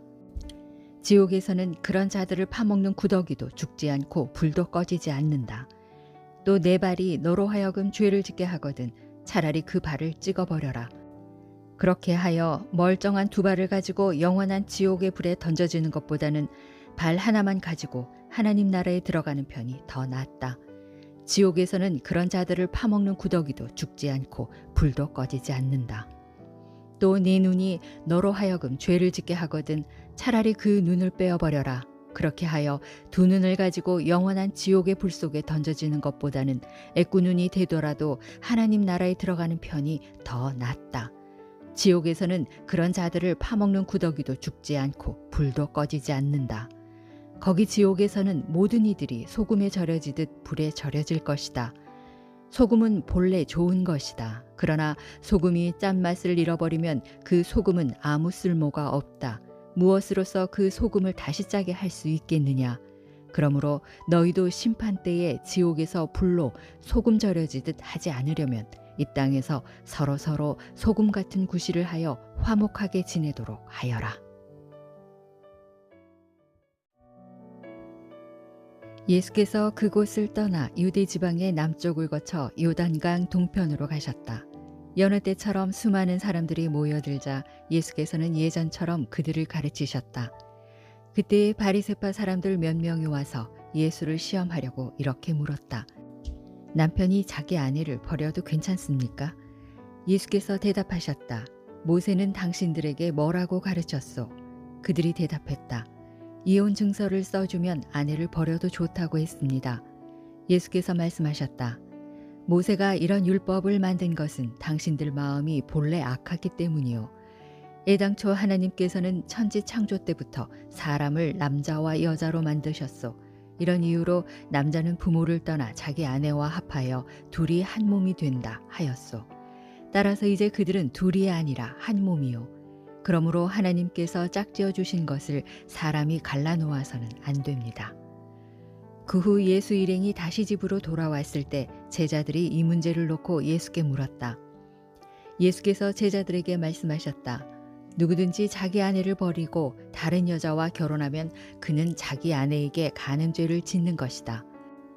또 아내가 자기 남편을 버리고 다른 남자와 결혼하면 그 여자 역시 남편에게 간음죄를 짓는 것이다. 그때 사람들이 어린아이들을 예수께 데리고 와서 쓰다듬어 주시기를 바랐다. 그런데 제자들은 선생님을 괴롭히지 말라고 나무라면서 그들을 돌려보내려 하였다. 예수께서 이것을 보시고 크게 화를 내며 제자들에게 말씀하셨다. 어린아이들이 내게로 오는 것을 막지 말아라. 하나님의 나라는 이런 어린아이와 같은 자들의 것이다. 내가 분명히 말한다. 누구든지 어린아이와 같은 마음으로 하나님 나라를 받아들이지 않으면 결코 그곳에 들어가지 못할 것이다. 그리고 예수께서는 어린아이들을 품에 안으시고 그들의 머리 위에 손을 얹어 축복해 주셨다. 예수께서 길을 떠나려 하시는데 어떤 청년이 달려와 예수 앞에 무릎을 꿇으며 물었다. 선하신 선생님, 영원한 생명을 얻으려면 제가 어떻게 해야 합니까? 예수께서 그 청년에게 말씀하셨다. 어찌하여 나를 선하다고 하시오? 선하신 분은 오직 하나님 한 분뿐이요. 당신은 계명을 잘 알고 있지 않소? 하나님의 계명을 보면 살인하지 말라, 간음하지 말라, 도둑질하지 말라, 거짓 증언을 하지 말라, 속여 빼앗지 말라, 내 부모를 공경하라 하고 되어 있지 않소? 그 청년이 대답했다. 선생님, 저는 어릴 때부터 이 모든 계명들을 잘 지켜왔습니다. 그러자 예수께서 그 청년을 사랑스러운 눈으로 바라보시며 말씀하셨다. 그런데 당신에게 한 가지 부족한 것이 있어. 가서 당신이 가진 것을 다 팔아 가난한 사람들에게 나누어 주시오. 그리하면 하늘에서 보화를 얻게 될 것이요. 그런 다음에 다시 와서 나를 따르시오. 이 말씀을 듣자 그 청년은 침통한 표정을 짓더니 슬퍼하며 예수를 떠나갔다. 그 청년은 많은 재물을 가진 큰 부자였기 때문이었다. 예수께서 제자들을 둘러보시며 말씀하셨다. 부자가 하나님의 나라에 들어가기란 참으로 어려운 일이다. 이 말씀을 듣고 제자들이 크게 놀라며 의아해하자 예수께서 다시 제자들에게 말씀하셨다. 얘들아, 하나님의 나라에 들어가기가 얼마나 어려운지 모른다. 부자가 하나님의 나라에 들어가는 것보다 차라리 낙타가 바늘귀로 빠져나가는 것이 더 쉽다. 제자들은 더욱 놀라며 의아해했다. 그러면 선생님, 이 세상에서 구원받을 사람이 도대체 누가 있겠습니까? 예수께서 제자들을 유심히 바라보시다가 말씀하셨다. 사람의 힘으로는 절대 불가능하다. 그러나 하나님으로서는 모든 것이 가능하다. 그때 베드로가 예수께 말했다. 선생님, 보시다시피 저희는 모든 것을 버리고 주님을 따랐습니다. 예수께서 대답하셨다. 내가 진정으로 너희에게 말한다. 누구든지 나를 위하여 또 복음을 위하여 자기 집이나 형제나 자매나 어머니나 아버지나 자녀나 재산을 버린 사람은 지금 이 세상에서 핍박도 함께 받겠지만 자신이 버린 것들을 100배로 돌려받을 것이다. 그러나 무엇보다 장차 오는 세상에서는 영원한 생명을 얻게 될 것이다. 그러나 그런 자들 가운데서도 먼저 된 사람이 나중되고 나중된 사람이 먼저 되는 일이 많을 것이다. 예수 일행이 예루살렘으로 올라가는 길에 예수께서 앞장서서 홀로 걸어가시자 모두들 놀라고 두려운 마음으로 뒤따라갔다. 예수께서 다시 12제자를 자기 곁에 불러 모으시고 장차 자신에게 닥칠 일을 일러주셨다. 보라, 우리가 예루살렘에 도착하면 인자는 배신을 당하여 대제사장들과 율법교사들의 손에 넘겨질 것이다. 그들은 인자를 죽이기로 결정한 후 이방인들에게 넘길 것이다. 그러면 이방인들은 인자를 조롱하고 침뱉고 채찍으로 때린 뒤 마침내 죽일 것이다. 그러나 인자는 사흘 만에 무덤에서 다시 살아날 것이다. 그때 세베대의 두 아들인 야고보와 요한이 예수 곁으로 와서 말했다. 주님, 저희 소원을 들어주십시오. 예수께서 물으셨다. 너희가 무엇을 원하느냐? 그들이 말하였다. 주께서 영광의 자리에 앉으실 때 저희 가운데 한 명은 주님의 오른편에 또 한 명은 주님의 왼편에 앉게 해주십시오. 예수께서 대답하셨다. 너희가 지금 내게 요청하는 것이 과연 무엇을 뜻하는 것인지나 알고 하는 말이냐? 너희는 내가 마셔야 할 쓴 잔을 마실 수 있느냐? 또 내가 받아야 할 고난의 세례를 받을 수 있느냐? 그들이 대답했다. 예, 저희는 할 수 있습니다. 그러자 예수께서 말씀하셨다. 그렇다. 너희는 내가 마시는 잔을 마시게 될 것이고 내가 받는 세례를 받게 될 것이다. 하지만 너희를 내 오른편이나 왼편에 앉게 할 권한은 내게 없다. 그 자리는 하나님께서 이미 정해 놓으신 사람들에게 돌아갈 것이다. 다른 열제자들이 이 일을 듣고 야고보와 요한에게 분노하자 예수께서 그들을 불러놓고 말씀하셨다.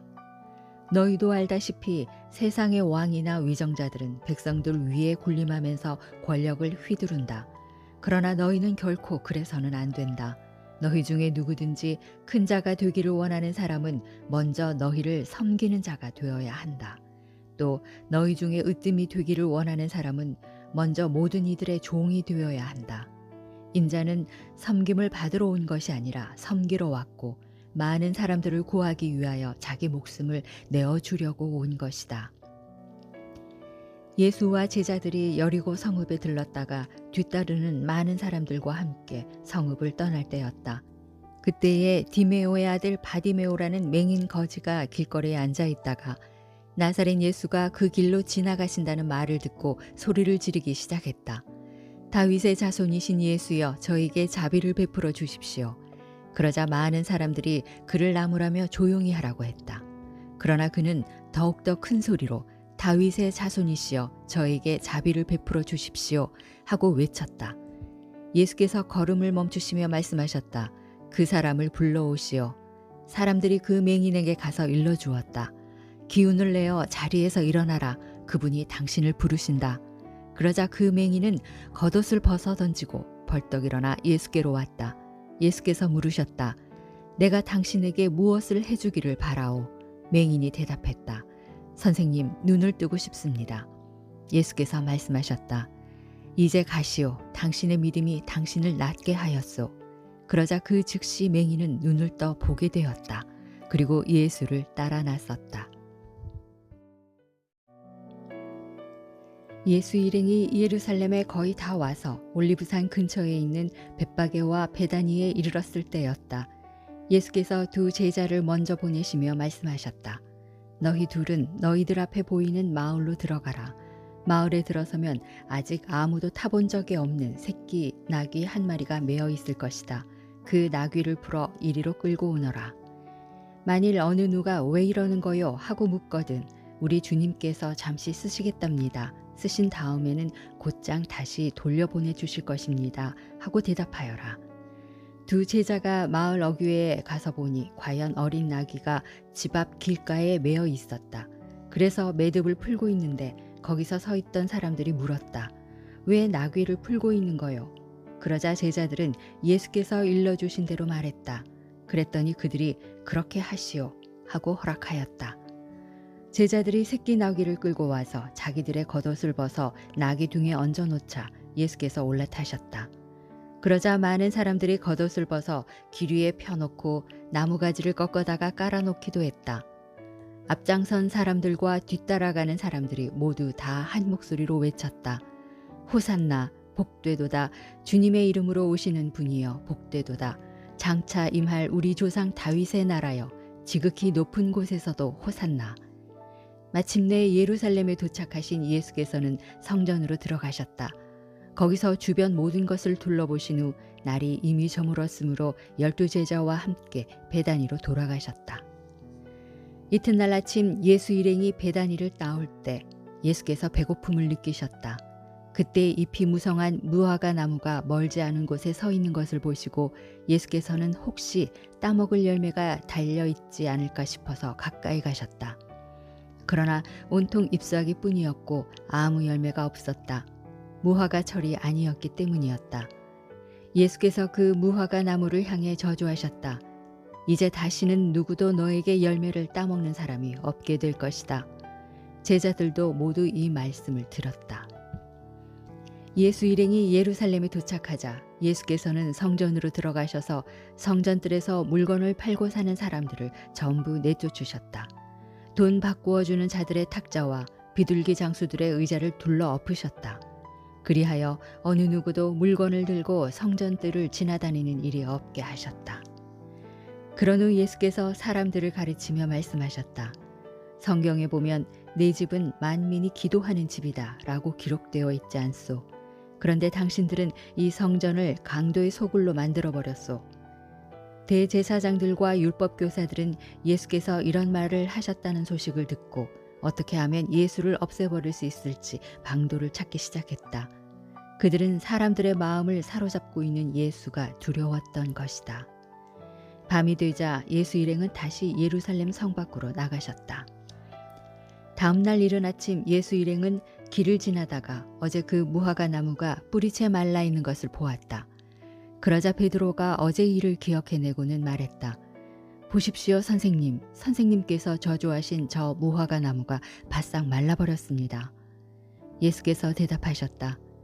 하나님을 믿어라. 내가 진정으로 너희에게 말한다.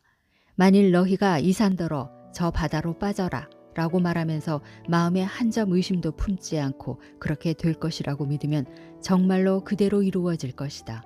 내 말을 잘 새겨 들어라. 너희가 기도하고 구하는 것은 이미 받은 줄로 믿어라. 그러면 정말로 그대로 이루어질 것이다. 그러나 기도할 때 어떤 사람과 서로 등진 일이 생각나거든 먼저 그를 용서하여라. 그래야만 하늘에 계신 너희 아버지께서도 너희 죄를 용서해 주실 것이다. 만일 너희가 그를 용서해 주지 않으면 하늘에 계신 너희 아버지께서도 너희 죄를 용서해 주시지 않을 것이다. 예수 일행은 다시 예루살렘으로 들어갔다. 예수께서 성전뜰을 거닐고 계시는데 대제사장과 율법교사와 장로들이 와서 예수께 따져 물었다. 당신은 무슨 권한으로 그런 일을 했소? 누가 당신에게 그런 일을 할 수 있는 권한을 주었소? 예수께서 대답하셨다. 내가 당신들에게 한 가지 묻겠소. 당신들이 내 질문에 대답하면 나도 말해주겠소. 세례 요한을 하나님께서 보내셨소? 아니면 사람이 보냈소? 그들은 자기들끼리 수군거렸다.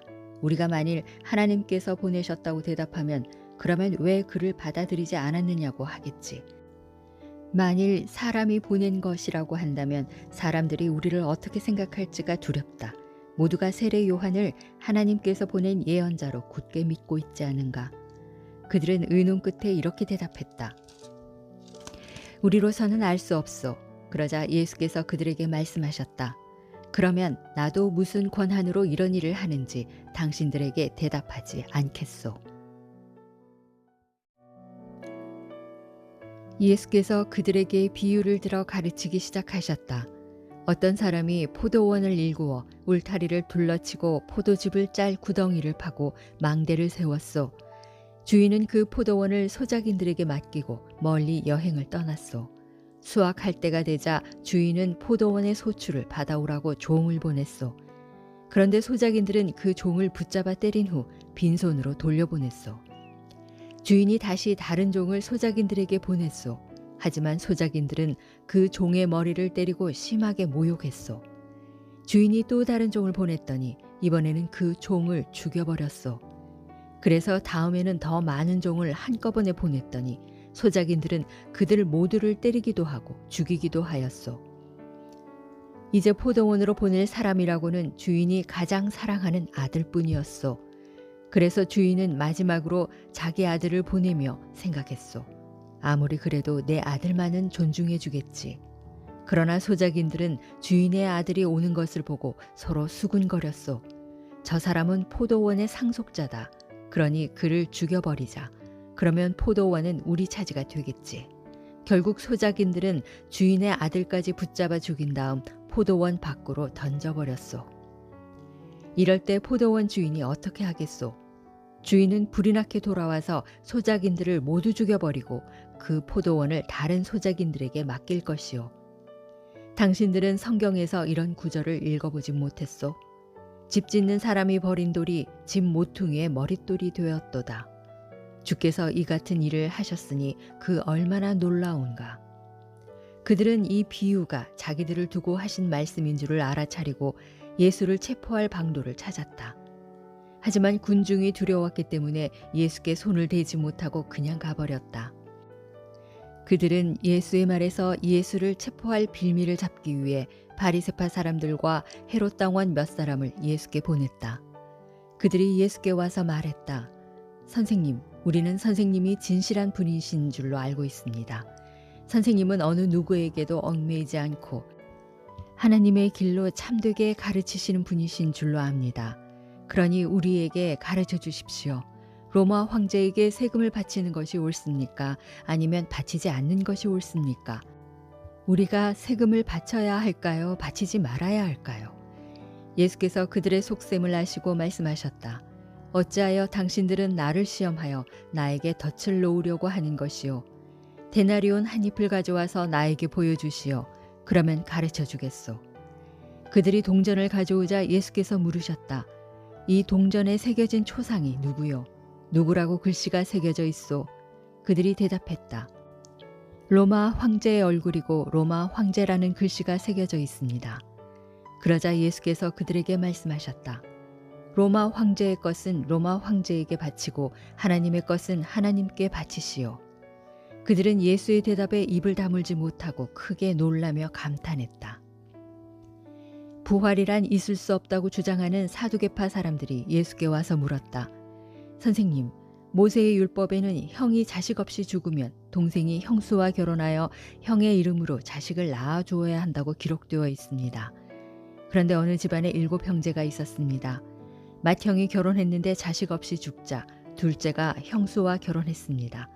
그런데 둘째도 자식 없이 죽자 셋째가 또 형수와 결혼했습니다. 그러나 셋째 역시 자식 없이 죽었습니다. 이렇게 해서 차례로 7째까지 형수와 다 결혼했지만 모두 자식 없이 죽었습니다. 그러다가 마침내 그 여자도 죽었습니다. 이런 경우에 부활의 때가 되면 그 여자는 누구의 아내가 되어야 합니까? 7 형제가 모두 한 여자를 아내로 삼았는데 말입니다. 예수께서 그들에게 대답하셨다. 당신들이 성경도 모르고 하나님의 능력도 모르기 때문에 그런 잘못된 생각을 하는 것이요. 사람이 죽음에서 다시 살아나는 부활의 때에는 결혼을 하지 않소. 장가도 가지 않고 시집도 가지 않소. 그때의 많은 사람들은 하늘나라에 있는 천사들처럼 될 것이요. 죽음에서 다시 살아나는 것에 관해 말해봅시다. 당신들은 모세의 책에서 떨기나무가 불타는 가운데 하나님께서 모세에게 한 말을 읽어보지 못했소. 곧 나는 아브라함의 하나님이요 이삭의 하나님이요 야곱의 하나님이다 라고 하시지 않았소. 하나님께서는 죽은 자들의 하나님이 아니라 살아있는 자들의 하나님이시요. 그러니 당신들 생각이 크게 잘못된 것이요. 율법 교사들 가운데 한 명이 거기에서 토론하는 것을 듣고 있었다. 그는 예수께서 답변을 아주 잘하시는 것을 보고 예수께 또 물었다. 모든 계명들 중에서 어느 것이 첫째가는 계명입니까? 예수께서 대답하셨다. 가장 중요한 계명은 이것이요. 곧 이스라엘아 들으라 우리 하나님 주께서는 유일하신 분이다. 그러므로 내 마음을 다하고 내 목숨을 다하고 내 생각을 다하고 내 힘을 다하여 주님이신 너의 하나님을 사랑하라. 그리고 둘째가는 계명은 내 이웃을 내 몸과 같이 사랑하라 하는 것이요. 이 2 계명보다 더 크고 중요한 계명은 없소. 그러자 그 율법 교사가 말했다. 선생님, 하나님께서는 한 분뿐이시고 그분 외에는 다른 이가 없다고 하신 말씀은 과연 옳은 말씀입니다. 또 마음을 다하고 지혜를 다하고 힘을 다하여 하나님을 사랑하는 것과 이웃을 자기 몸과 같이 사랑하는 것이 번제물과 희생제물을 바치는 것보다 훨씬 더 중요합니다. 예수께서 그 사람의 현명한 대답을 들으시고 대답하셨다. 당신은 하나님 나라에서 멀리 떨어져 있지 않소. 그 후부터는 아무도 감히 예수께 더 묻는 사람이 없었다. 예수께서 성전들에서 사람들을 가르치실 때 이렇게 말씀하셨다. 어찌하여 율법 교사들은 그리스도를 다윗의 자손이라고 합니까? 성령의 감화를 받은 다윗은 친히 이렇게 말했습니다. 곧 주님께서 나의 주께 말씀하셨다. 내가 내 원수들을 내 발 아래 굴복시킬 때까지 너는 내 오른편에 앉아 있어라. 이렇듯 다윗은 그리스도를 주라고 불렀는데 어떻게 그리스도가 다윗의 자손이 될 수 있겠습니까? 예수의 이 같은 가르침을 많은 사람들이 기쁘게 받아들였다. 예수께서 또 가르치시면서 이렇게 말씀하셨다. 여러분은 율법 교사들을 조심하십시오. 그들은 긴 예복을 입고 장터를 돌아다니면서 인사받기를 좋아합니다. 또한 그들은 회당에서 제일 높은 자리만 찾고 잔치집에서도 윗자리에만 앉습니다. 뿐만 아니라 과부들의 재산을 가로채 빼앗고 남에게 보이려고 길게 기도합니다. 그러므로 이런 사람들은 장차 더 엄중한 벌을 받을 것입니다.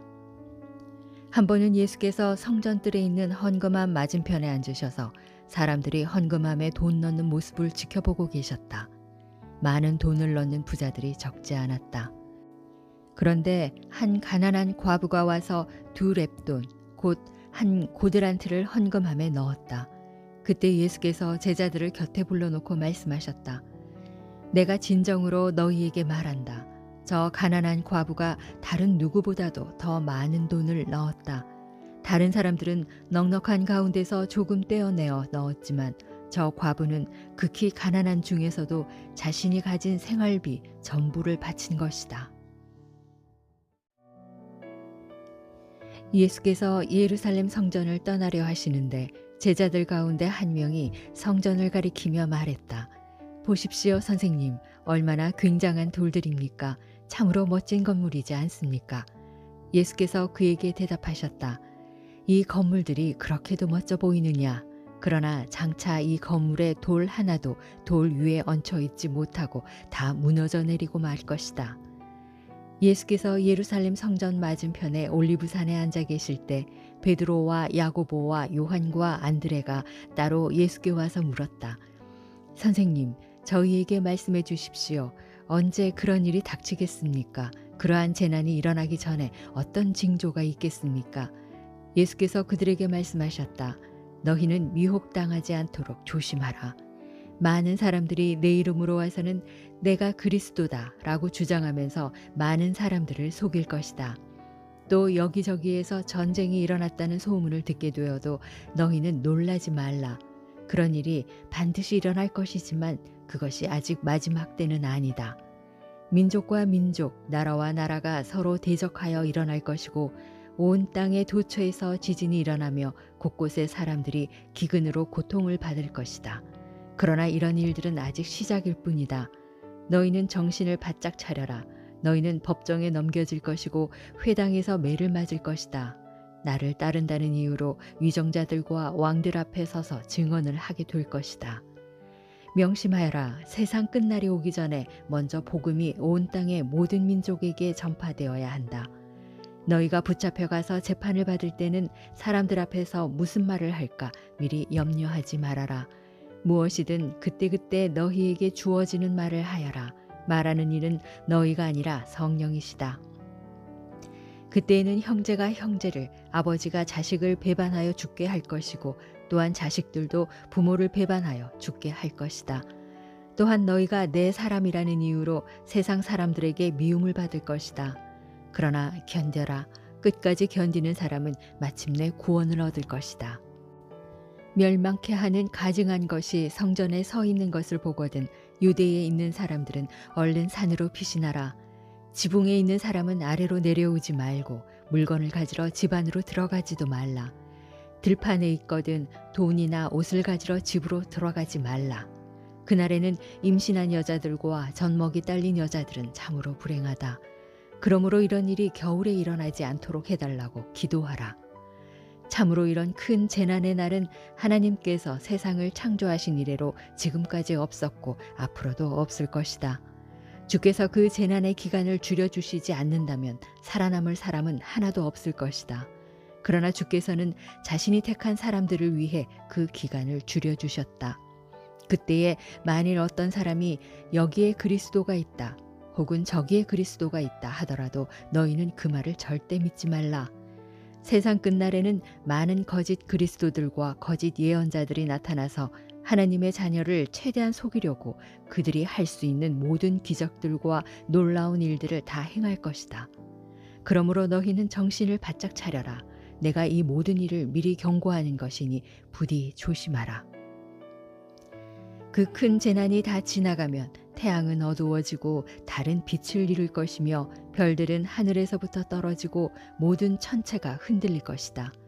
바로 그때 모든 사람들은 인자가 구름을 타고 큰 권능과 영광에 둘러싸여 이 땅에 임하는 것을 보게 될 것이다. 그때의 인자는 천사들을 보내어 땅끝에서 하늘 끝에 이르기까지 선택한 사람들을 하나도 빠짐없이 온 사방에서 다 모을 것이다. 너희는 무화과 나무를 보고 교훈을 배워라. 그 가지가 연해지고 잎이 돋으면 너희는 여름이 가까웠다는 것을 알아차린다. 이와 마찬가지다. 너희도 이런 일들이 일어나는 것을 보거든 인자가 문 앞에 와 있다는 것을 알라.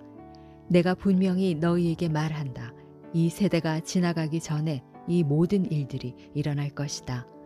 하늘과 땅은 없어질지라도 내 말은 영원토록 없어지지 않을 것이다.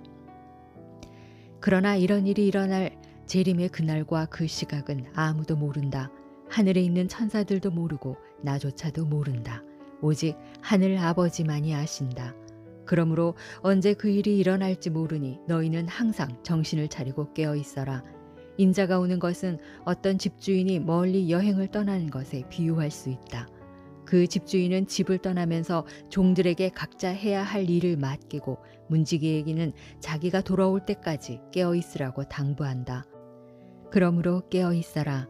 집주인이 돌아올 시각이 저녁일지 한밤중일지 이른 새벽일지 아니면 날이 밝아올 때일지 너희가 알지 못하기 때문이다. 집주인이 갑자기 돌아왔을 때 너희가 잠자고 있는 일이 없도록 조심하라. 정신을 바짝 차리고 항상 깨어 있도록 하라. 그렇다. 깨어 있어라. 내가 하는 이 말은 너희에게 주는 말인 동시에 모든 사람에게 주는 말이다. 무교절과 유월절이 시작되기 이틀 전이었다. 대제사장과 율법교사들은 예수를 체포하여 죽일 방도를 찾고 있었다. 그러나 유월절 기간 중에는 그 일로 군중이 소동을 일으킬지도 모르니 일단 그 기간은 피하는 것이 좋겠다는 의견이 지배적이었다. 예수께서 베다니에 있는 나병 환자 시몬의 집에 계실 때였다. 예수께서 음식을 잡수시고 계시는데 한 여자가 매우 값진 순전한 나드 향유가 든 옥합을 가지고 와서 깨트리더니 그것을 예수의 머리에 부었다. 그러자 예수와 함께 식탁에 앉아있던 몇 사람들이 화를 내며 그 여자를 나무랐다. 어째서 그 비싼 향유를 그렇게 낭비하는가? 이 향유를 내다 팔면 좋게 300데나리온 이상은 받을 수 있을 텐데 그 돈을 가난한 사람들에게 나누어 주었더라면 얼마나 좋았겠는가? 그러자 예수께서 그들에게 말씀하셨다. 가만두시오. 왜 그 여자를 괴롭히는 것이요? 그녀는 내게 아주 갸륵한 일을 한 것이요. 가난한 사람들은 언제나 당신들 주변에 있으니 당신들이 마음만 있으면 어느 때고 그들을 도와줄 수 있어. 그러나 나는 언제까지나 당신들과 함께 있는 것이 아니오. 그러므로 이 여자는 자기가 할 수 있는 최선의 일을 한 것이요. 내 장례를 위하여 미리 내 몸에 향유를 부어준 것이요. 내가 분명히 당신들에게 말하겠소. 온 세상 어디서든지 복음이 전파되는 곳마다 이 여자가 행한 이 갸륵한 일도 함께 전해져서 사람들이 그녀를 길이 기억하게 될 것이요. 그때 12제자 가운데 하나인 가룟 유다가 대제사장들을 찾아가서 예수를 그들에게 넘겨주겠다고 말했다. 그들은 가룟 유다의 이 말을 듣고 무척 기뻐하며 그에게 돈을 주겠다고 약속했다. 그래서 이때부터 가룟 유다는 예수를 넘겨줄 적당한 기회를 엿보기 시작했다. 무교절 첫째 날에는 유월절 양을 잡는 것이 관습이었다. 그래서 제자들이 예수께 물었다. 선생님께서 드실 유월절 음식을 어디에다 차려야 할까요? 예수께서 제자들 가운데 2사람을 예루살렘 성읍으로 보내며 말씀하셨다. 성 안에 들어가면 물동이를 들고 걸어오는 사람을 만날 것이다. 너희는 그 사람을 따라가라. 그 사람이 들어가는 집으로 너희도 따라 들어가서 집주인에게 우리 선생님께서 제자들과 함께 유월절 음식을 먹을 빵이 준비되어 있는지 알아보라고 하십니다. 하고 말하라. 그러면 집주인은 이미 자리가 다 마련된 큰 다락방으로 너희를 안내할 것이다. 거기에다 유월절 음식을 준비해 놓도록 하여라. 두 제자가 예루살렘 성읍 안으로 들어가 보니 예수께서 일러주신 그대로였다. 그래서 제자들은 거기에다 유월절 음식을 준비하였다. 저녁 때가 되자 예수께서 다른 제자들과 함께 그 집으로 가셨다. 일행이 자리를 잡은 후 식탁에 둘러앉아 음식을 먹고 있을 때 예수께서 제자들에게 말씀하셨다. 내가 분명히 너희에게 말한다. 지금 나와 함께 식사를 하고 있는 너희들 가운데 한 사람이 나를 배신할 것이다. 그 순간 무거운 침묵이 감돌았다. 제자들은 근심에 쌓여 저마다 예수께 물었다. 설마 저는 아니지요? 예수께서 대답하셨다. 너희 12사람 가운데 하나다. 지금 나와 함께 그릇에 손을 담근 자가 바로 그 사람이다. 인자는 오래전부터 예언자가 선포한 대로 죽음의 길을 걷겠지만 인자를 배신한 그 사람에게는 참으로 화가 미칠 것이다. 차라리 그는 세상에 태어나지 않았더라면 좋았을 뻔했다. 모두가 한참 유월절 음식을 먹을 때였다. 예수께서 빵을 들어 감사기도를 하신 후 제자들에게 그 빵을 떼어주시며 말씀하셨다. 자, 받아 먹어라. 이 빵은 내 몸이다. 또 잔을 들어 하나님께 감사기도를 드린 후 그 잔을 제자들에게 주시니 제자들이 모두 돌려가며 마셨다. 그런 뒤 예수께서 제자들에게 말씀하셨다. 이 잔은 내 피다. 곧 모든 사람을 위하여 흘리는 새 언약의 피다. 내가 분명히 너희에게 말한다. 하나님 나라에서 새 포도주를 마시게 될 그날까지 나는 포도나무 열매로 빚은 것을 다시는 마시지 않을 것이다. 그들은 찬송을 부른 후 다 함께 올리브산으로 올라갔다. 그때 예수께서 제자들에게 말씀하셨다. 너희는 모두 나를 버릴 것이다.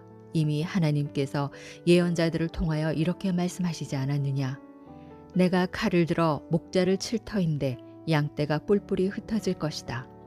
그러나 내가 죽음에서 다시 살아난 뒤 너희보다 먼저 갈릴리로 갈 것이다. 그러자 베드로가 예수께 말했다. 선생님, 무슨 말씀을 그리 하십니까? 다른 사람들은 다 주님을 버린다고 할지라도 저는 절대로 주님을 버리지 않겠습니다. 예수께서 베드로에게 말씀하셨다. 아니다. 오늘 밤에 닭이 2번 울기 전에 너는 3번이나 나를 모른다고 부인할 것이다. 그러자 베드로가 더욱 힘주어 말했다. 아닙니다. 절대로 그런 일은 없습니다. 비록 주님과 함께 죽는 일이 있더라도 저는 절대로 주님을 모른다고 부인하지 않겠습니다. 다른 제자들도 모두 똑같은 다짐을 했다. 겟세마네라고 하는 동산에 오르자 예수께서 제자들에게 말씀하셨다. 내가 저기 가서 기도하는 동안 너희는 여기 앉아 있어라. 그런 뒤 예수께서는 베드로와 야고보와 요한만을 따로 데리고 올라가셨다. 이때 예수께서 큰 근심과 깊은 번민에 쌓여 말씀하셨다. 내 마음이 너무도 괴로워 죽을 지경이다. 그러니 너희는 여기 머물러 깨어 기도하고 있어라. 예수께서는 홀로 일어나 저만큼 걸어가시더니 땅에 엎드려 기도하셨다.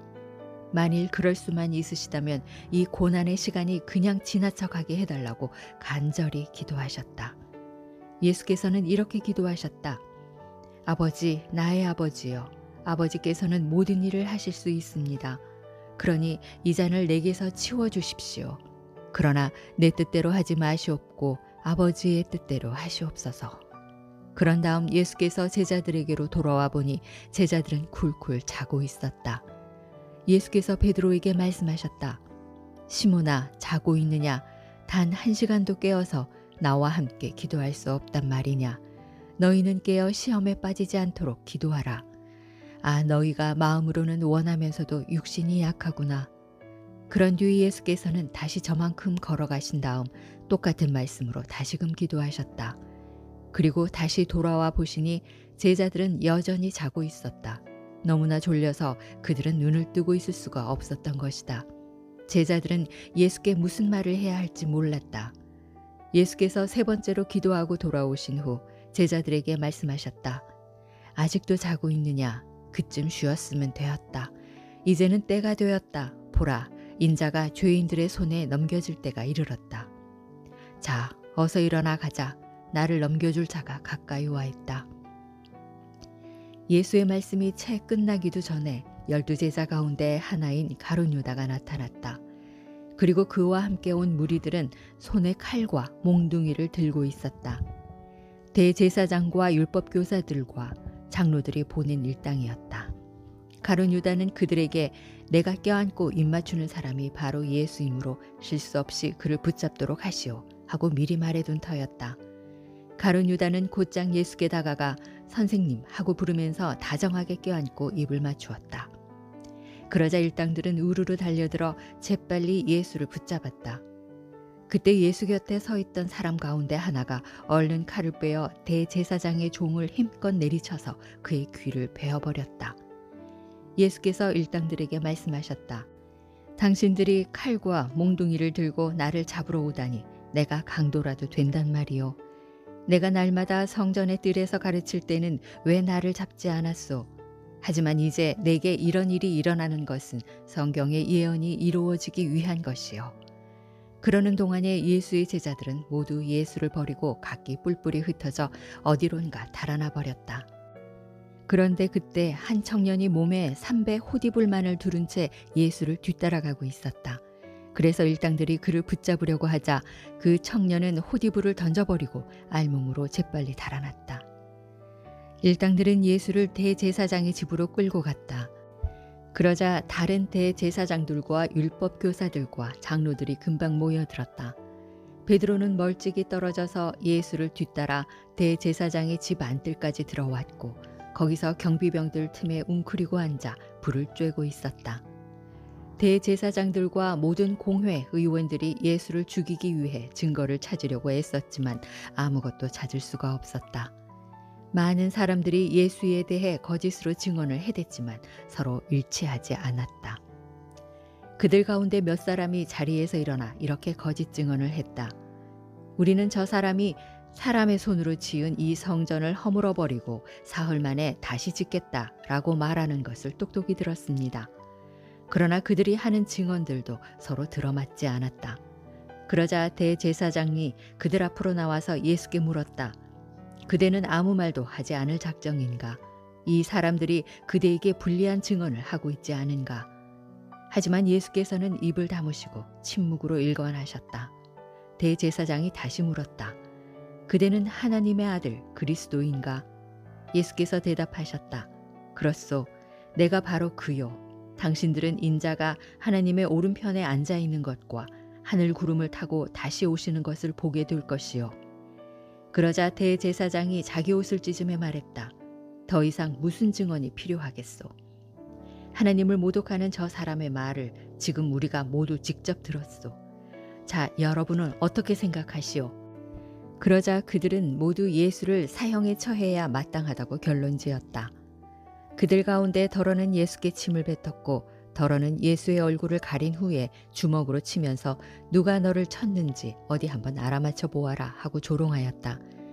경비병들도 예수를 끌고 가 손바닥으로 뺨을 마구 때렸다. 그러는 동안 베드로는 대제사장의 집의 뜰 아래쪽에 앉아 있었다. 그런데 대제사장의 집에서 일하는 여종 하나가 다가오더니 불을 쬐고 있던 베드로에게 말했다. 당신도 저 나사렛 사람 예수와 함께 다니던 사람이지요. 그러자 베드로는 곧 부인하며 말했다. 도대체 무슨 소리를 하는 건지 모르겠군. 그러고서 베드로는 얼른 바깥뜰로 나가버렸다.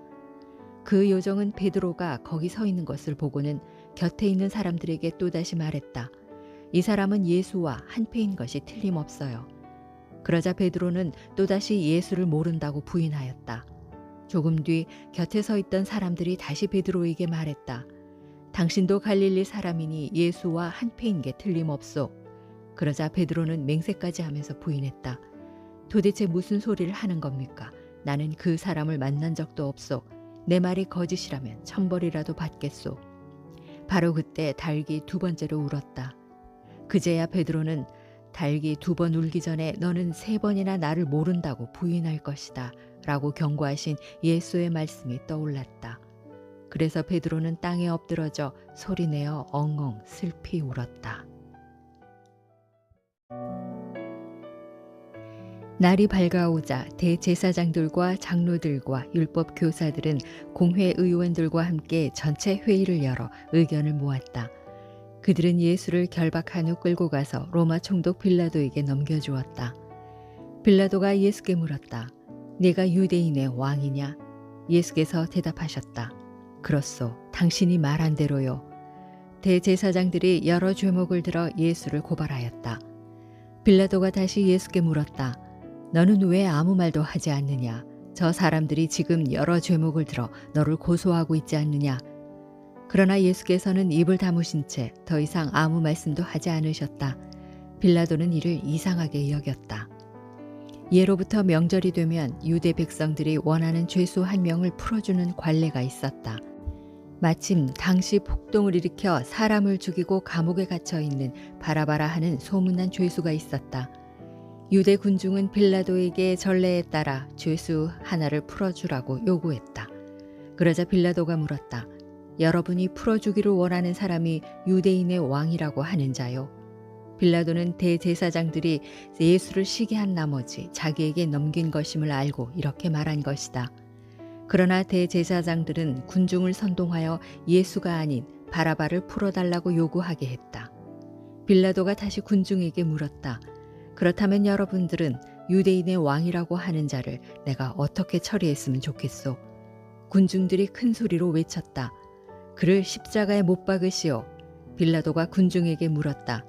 도대체 이유가 무엇이오? 정말 그가 무슨 죽을 죄를 지은 거요? 그러나 군중은 크게 외쳐댈 뿐이었다. 그를 십자가에 못 박으시오. 그리하여 빌라도는 군중의 비위를 맞춰주려고 바라바를 풀어주었다. 그런 다음 예수는 채찍질하게 한 후 십자가에 못 박으라고 그를 넘겨주었다.